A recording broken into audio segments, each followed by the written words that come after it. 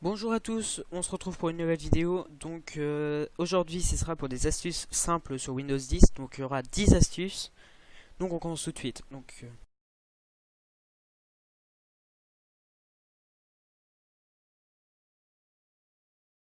Donc pour cette astuce numéro 1, donc ce sera pour rechercher des fichiers plus simplement. Sur Windows 7, on appuyait sur le menu démarrer et on tapait dans le coin quelque chose, donc ce que vous cherchez. Ouais, ici, du coup, il faut le taper dans Cortana, enfin dans le truc de posez-moi une question. Donc par exemple là, je vais chercher le chien qui est derrière, donc Ina. Hop, et je tombe directement sur les photos. Voilà.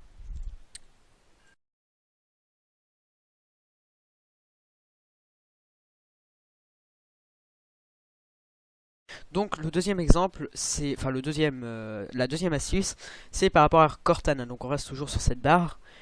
C'est l'assistant vocal de chez Microsoft, donc ça fonctionne aussi sur les Windows Phone. Donc on peut lui demander par exemple la météo à Paris. Quel temps fera-t-il demain à Paris? La météo pour demain annonce qu'il va y avoir du soleil, avec des températures comprises entre 6 degrés et 16 degrés.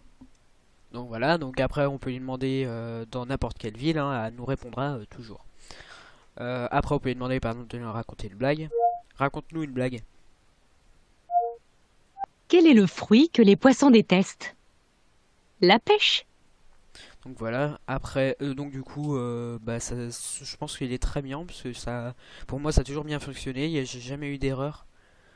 Voilà.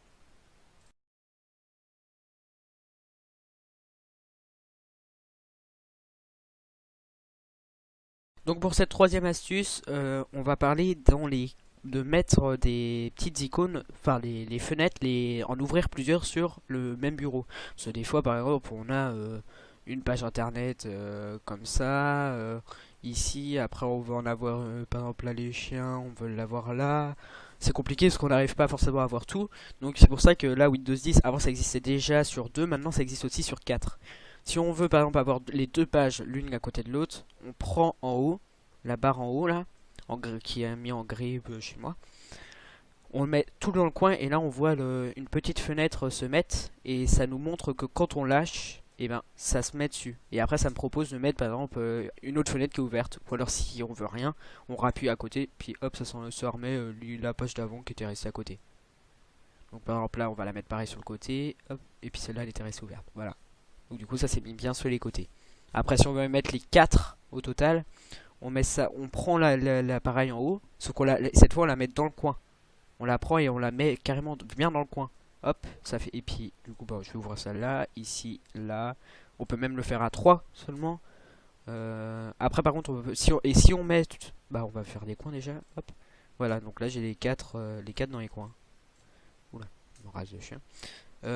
Et sinon, si on veut la récupérer en grande, soit on refait avec ça, soit sinon, hop, allez dans le coin, on la prend et on la met au milieu. Et du coup, ça nous met le carré, mais en beaucoup plus grand, donc en gros tout l'écran. Et hop, ça se met dans tout l'écran. Donc voilà.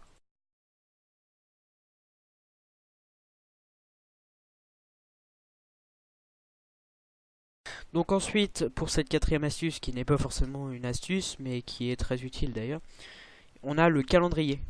Donc c'est un calendrier qui est avec OneDrive, qui est en rapport aussi avec ma première vidéo. Et du coup, ça se sauvegarde automatiquement sur le compte Microsoft si il est connecté si votre ordi est connecté avec un compte Microsoft, et ça se synchronise avec tous vos appareils de la maison. Si vous avez un deuxième ordi, si vous avez une tablette, un téléphone qui est connecté au même compte Microsoft. Voilà.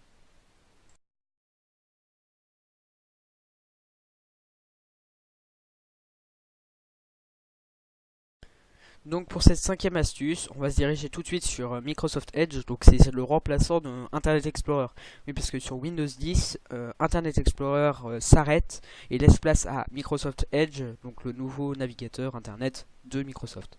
Donc on va l'ouvrir, on va le mettre en grand. Donc voilà, donc là on a une page normale et on va s'intéresser à la barre du haut là. C'est une barre de favoris. Donc vous pouvez le trouver sur d'autres navigateurs, par exemple sur Google Chrome, elle existe aussi. Sauf qu'on ne sait pas forcément par où aller pour la mettre. Donc en fait il faut aller dans les trois petits points sur le côté, paramètres, Et là, il y a la petite page qui s'ouvre sur le côté. Et quand on va sur afficher les paramètres des favoris, il y a afficher le volet des favoris. Et là, si on, là normalement, par défaut, il serait comme ça. Il n'y aura pas de barre de favoris. Par contre, si vous appuyez, du coup, hop, ça le met. Hop, voilà. Donc la barre, elle est bien là. Et puis si vous voulez un nouveau, pour mettre en favori, par exemple, là, allez, on va aller mettre Bing en favori. Donc là, hop, Bing. Là, je suis sur la page de Bing. J'appuie sur la petite étoile dans le coin. Voilà. Donc là, vous pouvez donner un nom. Moi, je vais faire ajouter. Et si vous allez dans les trois petits traits comme ça, et que vous allez dans l'étoile, c'est l'étoile qui correspond aux favoris. Vous avez tous vos favoris. Donc par exemple là, la dernière que je vais mettre, c'est dans les pas volets des favoris. Voler des... Bah si pourtant. Ah, ça n'a pas mis comme il fallait alors. Ça n'a pas dû mettre comme il fallait. Ah, c'est parce que j'ai mis dans la liste de lecture, il faut le mettre dans favoris. Il faut bien vérifier que c'est favoris. Et là, du coup, enregistrer dans et vous réglez. Voler des favoris, donc c'est cette barre là.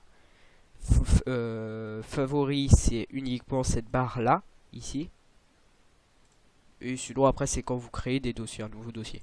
Donc moi, je vais le mettre dans un volet des favoris pour l'avoir en haut. Et ajouter. Et Bing se met là. Donc par exemple là je vais sur Google, puis je vais revenir sur Bing, j'appuie dessus et ça me met la page que je voulais mettre. Hop, et après si vous voulez l'enlever, bah, vous faites clic droit dessus et supprimer.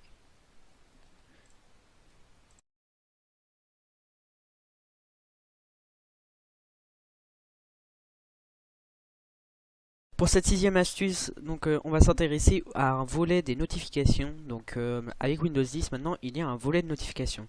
Donc on va se diriger à côté de l'heure. Il y a une petite bulle de discussion. Donc, quand on l'ouvre, ça nous ouvre un centre de notification. Donc quand vous recevez un mail, il s'affichera, enfin quand ça mettra des mails, ils s'afficheront ici.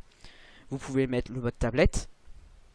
Donc si votre PC est hybride, c'est-à-dire que l'écran se détache de votre ordinateur pour pouvoir l'avoir en main, et ben du coup vous pouvez mettre ce mode là et ça vous permettra de l'avoir en mode tablette. On va revenir en mode PC. Vous avez connecté, bon j'ai pas trop compris ce que c'était. Sinon vous avez OneNote. Donc OneNote c'est en lien avec OneDrive. Ça vous permet d'avoir, c'est comme Note sur Windows 7, je sais pas trop, Vista je crois qu'il y est aussi. Vous pouvez en faire des dessins, écrire, voilà. Ensuite, on a tous les paramètres, donc c'est pour afficher justement tous les paramètres du PC. Donc après il y a ça, mais il y a aussi panneau de configuration comme sur d'autres PC. Vous avez projeté, donc c'est pour projeter sur un écran ou une télé, un vidéoprojecteur ou une télé, donc dupliquer, étendre ou deuxième écran uniquement. Vous avez sinon VPN, je sais pas ce que c'est, ne pas déranger, vous ne recevez aucune notification. Et localisation, ça vous permet quand moi ça marche pas parce que ça détecte pas au bon endroit, mais pour certains PC ça marchera. Et ça vous aide quand vous êtes sur internet, qui vous demande un magasin, par exemple quand vous cherchez sur un magasin, vous pouvez être localisé et vous retrouver le magasin plus rapidement.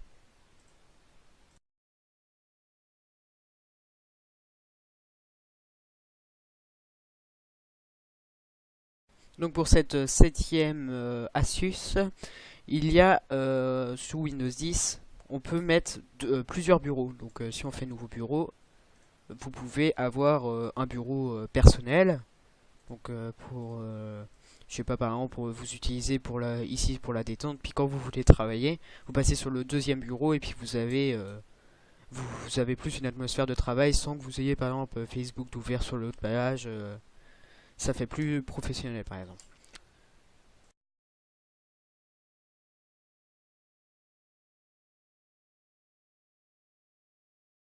Donc pour cette huitième astuce, on va s'intéresser à la barre des tâches. Parce que vous voyez ici, par exemple, j'ai mis des applications, on va dire personnalisées. Donc pour en mettre, donc on va aller prendre l'exemple. Après, vous pouvez prendre n'importe où, hein. Prenez, ça peut être des icônes sur le bureau. Moi, je les ai enlevées, mais voilà. Vous allez dans le menu démarrer, toutes les applications. Vous cherchez une application. Donc par exemple, moi, je vais prendre Facebook. Vous faites clic droit dessus, plus et épingler à la barre des tâches. Donc après, vous pouvez la prendre et la décaler dans tous les sens que vous voulez. Si vous la voulez plus, vous faites clic droit dessus et détacher.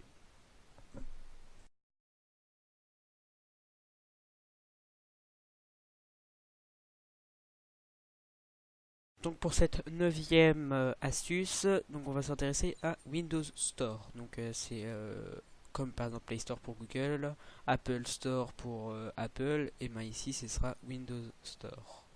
Donc par exemple là du coup je vais vous apprendre un truc, c'est une autre astuce aussi. Vous appuyez sur soit la 0 à 9 ou alors par exemple A et vous choisissez la lettre. Donc par exemple Windows Store c'est W, Windows Store. Vous appuyez dessus et il s'ouvre. Donc après ici vous, du coup vous avez plein d'applis que vous pouvez télécharger. Donc par exemple je n'ai pas d'idée. Qu'est-ce qu'on pourrait mettre? Bon, allez, MyTF1 par exemple. Vous faites gratuit. Vous attendez un peu.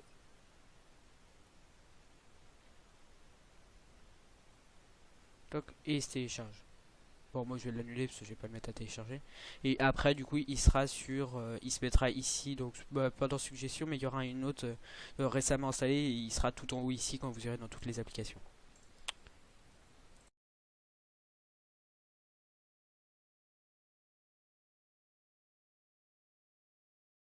Donc pour la dernière astuce de cette vidéo, vous pouvez mettre un mot de passe. Donc il y a 3 sortes de mots de passe qu'on peut mettre. Donc vous allez pour les mettre, vous allez dans soit la barre de notification, bah, c'est ce qu'on va faire, ou alors ici vous allez dans toutes les applications, puis vous cherchez paramètres. Donc là paramètres. Sinon vous pouvez aller là, puis tous les paramètres, c'est comme tout à l'heure. Vous allez dans compte, options de connexion. Et après ici vous avez toutes les sortes de mots de passe. Donc vous avez mot de passe normal avec des lettres, des chiffres, tout ce que vous voulez. Vous pouvez mettre un code PIN. Donc, par exemple là, supprimer. Hop, je vais mettre mon mot de passe. Hop, voilà. Donc là il sera comme ça. Donc par exemple je vais mettre un code PIN, je fais ajouter. Hop, ça ouvre une petite page. Il vous demande le mot de passe de standard on va dire. Hop, vous attendez un peu encore. Hop, et il vous demande un code confidentiel. Donc moi je vais le mettre. Ok. Vous attendez. Voilà, donc il y est. Et après du coup, on peut mettre un mot de passe image. Donc ici, il faut mettre encore le mot de passe. Donc par exemple, vous choisissez une image, vous pouvez faire choisir une nouvelle image. Vous choisissez l'image que vous voulez. Donc vous faites ajouter. Parce que moi je vais faire... Oh mince.